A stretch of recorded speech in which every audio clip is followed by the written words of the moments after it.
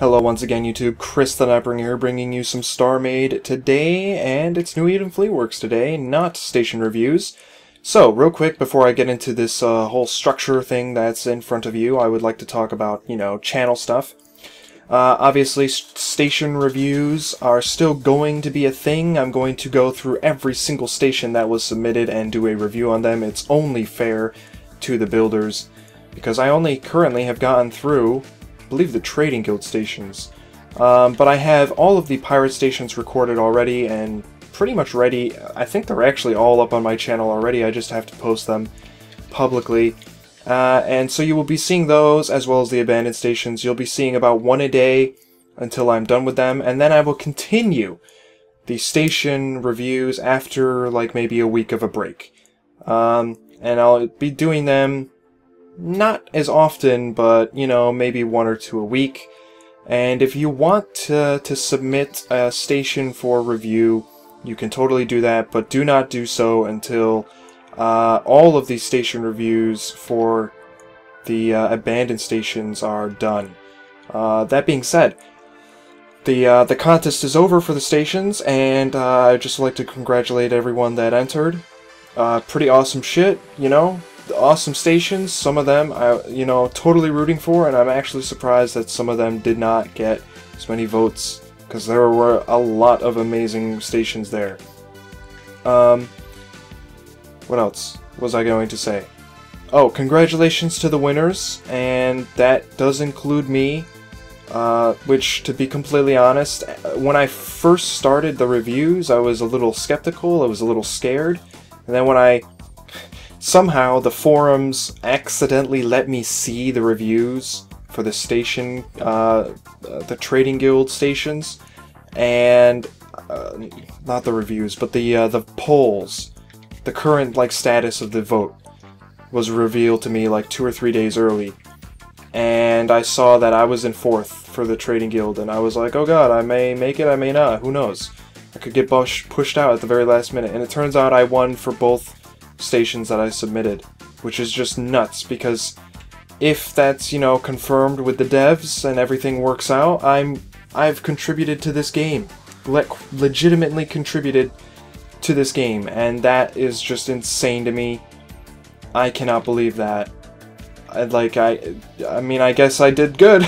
That was the first legitimately made station that I made, and 2 of them made entirely off my own, concept and implementation and execution, and I'm just blown away by that. That's nuts. I'm a part of a game now.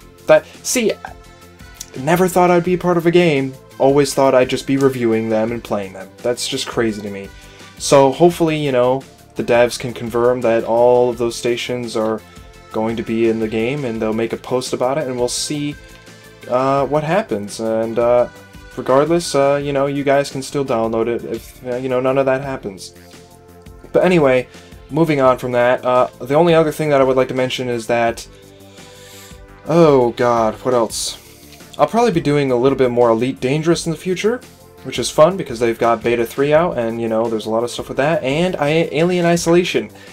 As for Alien Isolation, I do plan on recording and playing the entire game, and I'm doing it in hard mode, and then I have to edit it, and I'm going to edit it to the bare minimum so that only the entertaining parts are there. So please, for the love of God, watch it, because it is effort, and I don't want it to go to waste. At least, like half of the people that normally watch my videos, could you please watch Alien Isolation?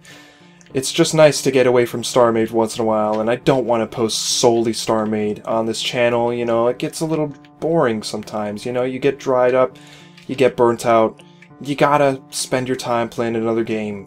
I play a whole bunch of games off camera that nobody notices, nobody knows about, because I don't record it because it doesn't get views. So please, it's just the entertaining parts. It's going to be a lot shorter of an episode than, regular StarMade stuff and all that. So please check it out whenever I post it. I'll be posting 2 or 3 a week until I'm finished with the game. So, with all those announcements out of the way, what is this structure that you see before you? This is the Sovereignty Blockade unit from EVE Online. And it is here in full scale. It's oh god, I don't even know, 280 some odd, no, It's got to be more than that. I think it's 400 some odd meters tall, right? 400 meters tall. I could be wrong, but I'm pretty sure that's how big it is. Yeah. No. Yes? No? I don't know. We'll find out when I jump inside. And actually, I can do that right now. So let's find out how big it is. It's 480 meters tall. I thought it was. I thought it was. All right. So we're here on this magnificent structure. So what does this thing do? Well, in EVE Online, you have sovereignty, which is, you know, the ownership of a star system by a player corporation. Player corporation can claim them, and they can fight over them, of course, and that's what we hear all the big battles about that come from EVE, you know? It's all about sovereignty and claiming stars and owning territory. And that's a feature that's soon coming to StarMade. You'll soon be able to claim a star system and fight over star systems, and that'll be really great. So I wanted to do some sovereignty-based structures. I really want to get into space stations suddenly. Like, it's an urge to just create space stations. They have some cooler features that don't really appear on ships, right? So, what does this particular structure do? Well, this is the Blockade unit. And basically what this does is, a few of these are placed in a star system near the Stargates. Stargates are the only way to enter a star system in EVE. And, well, not the only way, but the most convenient way. And basically, what these do is they scramble the defensive capabilities and infrastructure of the star system so that the owner's infrastructure is susceptible to attack. So basically, these things break down the networks of the star system, you know, the computer networks, all the, you know, the transmissions and all that stuff from, you know, different areas in the network and stuff like that. Access codes, you know, they just break it down, you know, and it takes 3 hours, which just tells you how much programming goes into this type of stuff. I mean, this is look how big this thing is. This thing takes 3 hours to break through, you know, all of the data behind the encryption and the, you know, all that type of stuff in a star system, and all the defense networks and stuff. Right? So once that happens, it's susceptible to attack, and the enemy corporation can barge right in and start blowing up shit, and then eventually claim the system for themselves. That's the basic gist of it. But this is what starts off the attack, this structure. So, in StarMade, it's not as complicated as what I just told you. It's quite simple. You either place down a faction module to claim space quite easily, or you manage to lose that space via incompatible funds of your faction points. You won't be able to pay for your space, and therefore you won't be able to own the space, right? So that's basically how it will work in StarMade, and, you know, it's a pretty fair system, I think. Yeah, I think that makes a lot of sense. And hopefully we see, you know, how that plays out, and more features get added with that. So, obviously, players are going to want star bases, you know, faction bases, to place in their star systems that they own, and I figured that's what I would start doing.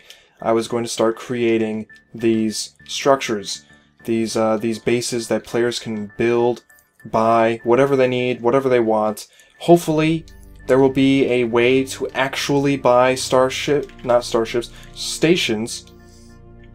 in StarMade, and be able to, you know, put down or activate the faction module on it. My idea, for anyone that's listening, if it makes it to the devs, is that if you're going to buy a station in space, there should be a timer on it based on the number of blocks. Because you can't just make something appear out of thin air. I'd imagine if you're going to pay for it, that's good enough, and once you've paid for it, you have to wait an allotted amount of time before the actual structure appears in space, and it should be based off the mass, I think. So, you know, if you have a massive station, maybe you have to wait like over a day for it to actually show up. If you have a tiny station that's really small, then maybe you'll only have to wait an hour or two, or a few, you know? And I think that's a good idea for buying stations. I don't think they should just appear in space immediately. And to be honest, I think Calbiri mentioned this. I think he mentioned that he doesn't even want you to be able to buy spaceships, and that they should all be created in a shipyard. I totally 100% agree with that. Freaking do it. If you guys don't agree with that, tell me why down below. But that's my idea. You can buy it still. It's just you have to do it at a shipyard.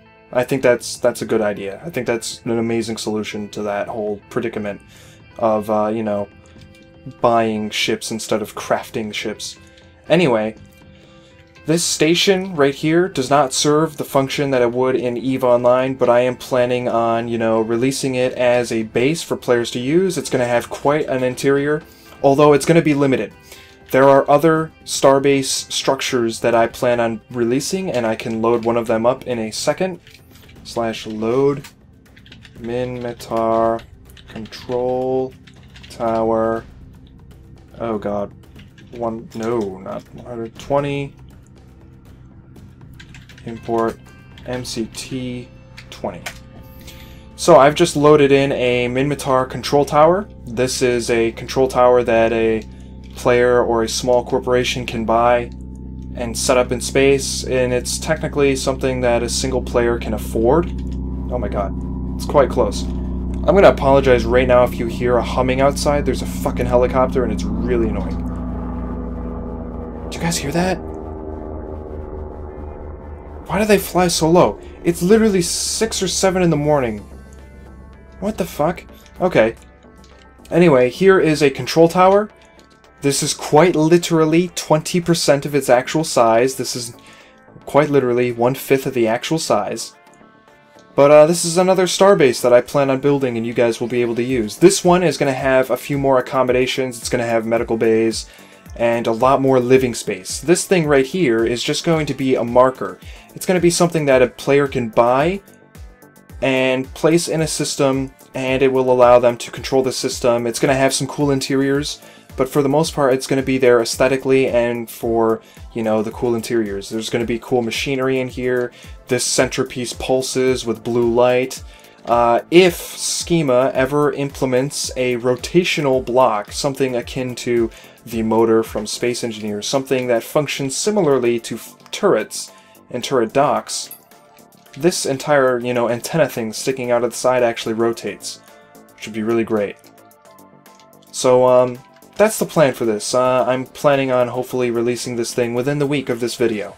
So, stay tuned for that. Ships are on hold until the universe update is released, because all of them are going to get, at the very least, functional scanners. I'm not going to say that they're going to be good scanners, but they will be functional, and you guys can expect that with the next update.